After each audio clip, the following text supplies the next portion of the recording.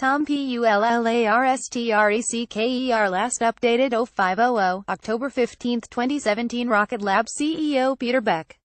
If you are thinking of building a fortress on the moon or conducting military maneuvers on any celestial body for that matter, think again.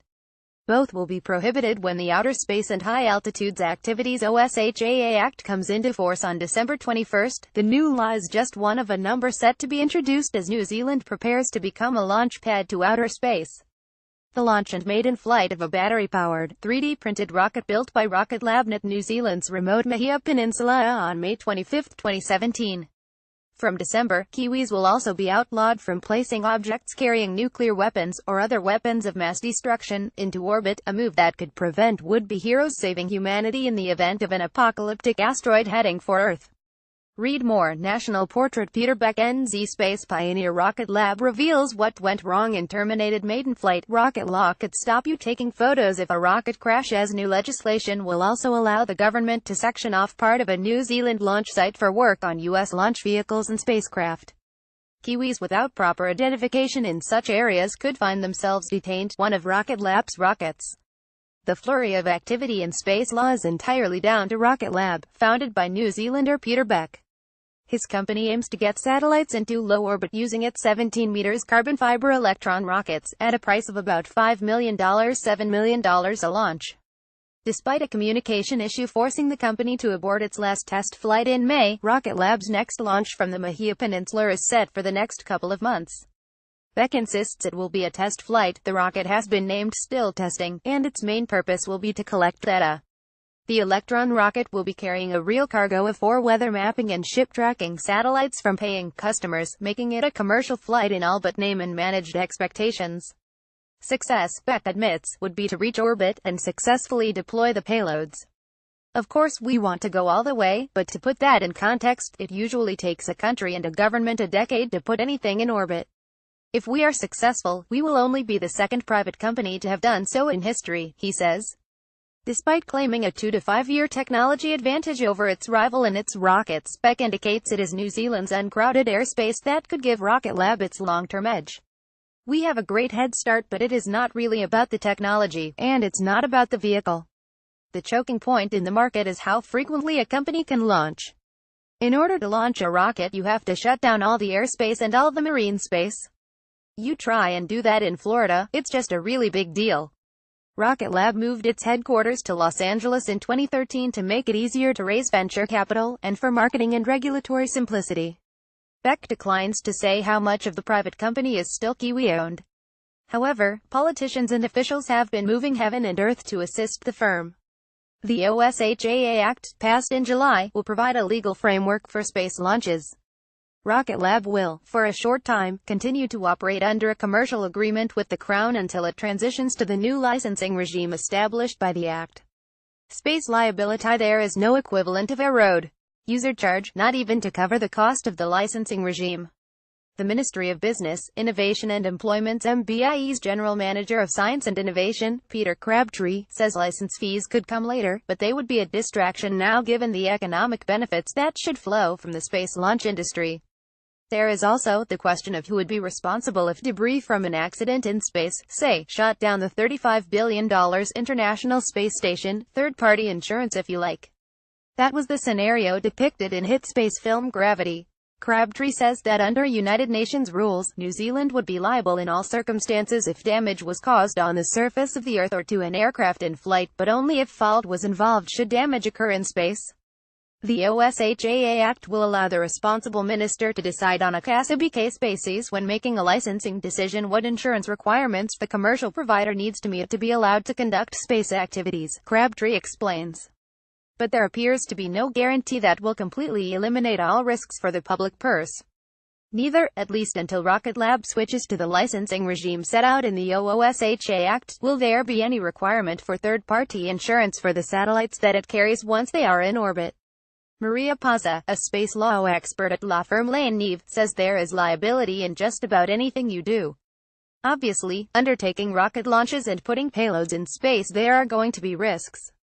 But she believed the flexible regime the government had put in place was very responsible at the same time as being attractive to space firms. For now, the eyes of business people, officials and politicians are more on the prize.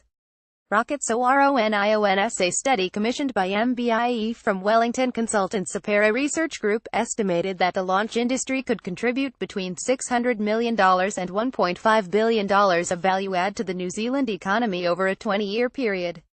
That is based on the assumption Rocket Lab could be conducting one launch every week. If Sapere's estimate proves correct, space launches would still be eclipsed by the amount of money the country earns from onion exports, $116 million last year. However, Crabtree believes Sapere's estimate is now phenomenally conservative because of a growth in demand for satellite launches, for example, from communications companies building networks for the Internet of Things.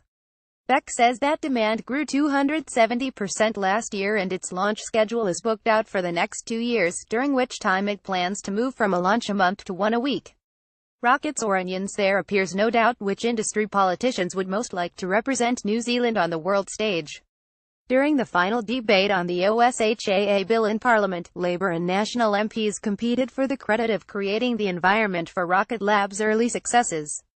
Economic Development Minister Simon Bridges described being elated, like so many New Zealanders when he watched the Rocket Lab's test launch in May. It epitomised what this bill is about, and that is enabling New Zealand to bring its talents, skills, and technology to the world stage, he said. Labour counterpart David Parker heaped on the feel-good factor, noting some of the technical capabilities behind Rocket Lab's rockets sprang out of the expertise Kiwi companies gained in carbon fiber materials during the America's Cup. That led to the growth and capability of one of the technologies that is now used by Rocket Lab to send these rockets into space. Space tourism. National MP Shane Reddy saw a prestige effect for the economy in having a space industry. Another obvious spin-off might be tourism. A 2015 cabinet paper said there was a possibility of an increased number of international visitors to watch rocket launches, leading to increased demand for accommodation and other services. Most of the benefits are expected to accrue around the Mahia region, where Rocket Lab has its main launch site. But Rocket Lab isn't rolling out the welcome mat to sightseers just yet. It explains on its website that it wouldn't want spectators wasting their time during test launches because of the risk of cancellations. Safety requirements mean some areas at the end of the Mahia Peninsula will be closed to the public.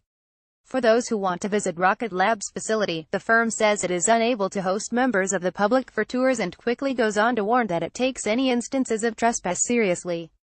If that sounds a little unky, it is perhaps not Rocket Lab's fault. As with New Zealand's much-lauded partnership with the Hollywood film industry, it is the United States that sets many of the rules for the game. Media freedom. One of the more controversial clauses in the OSJA Act allows the government to declare a debris protection area if a launch fails and a rocket or satellite comes crashing down to Earth, for example.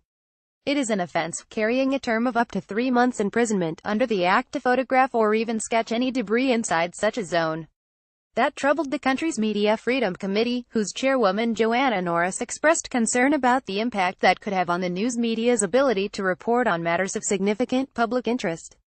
She envisaged a situation where space debris might land in a populated area, perhaps causing loss of life, and the media would be unable to film or photograph the event. Green MP Gareth Hughes was placated when it emerged the clause was a condition of New Zealand's Technology Safeguards Agreement with the US. The goal, albeit one that might seem to have already well and truly bolted given developments in North Korea, is to prevent information about ballistic missile technology falling into the wrong hands. If there was a rocket accident, this would, of course, be quite legitimately an issue of national interest where the media should be able to report, Hughes said. What we do not want to encourage, though, is the reporting of sensitive technologies that could help people do harm. As with the issue surrounding accident indemnity, media freedom is one of the trade-offs involved in the space industry that officials hope will only ever exist on paper. A more everyday conundrum is that the OSJA Act requires the responsible minister for launch licenses to determine whether they are in the national interest, taking into account national security, economic and other relevant considerations. That could involve tricky decisions given satellites can have a dual use for civilian or military applications once in orbit. First, though, Rocket Lab still has to prove it can get a rocket up there. Sunday Star Times.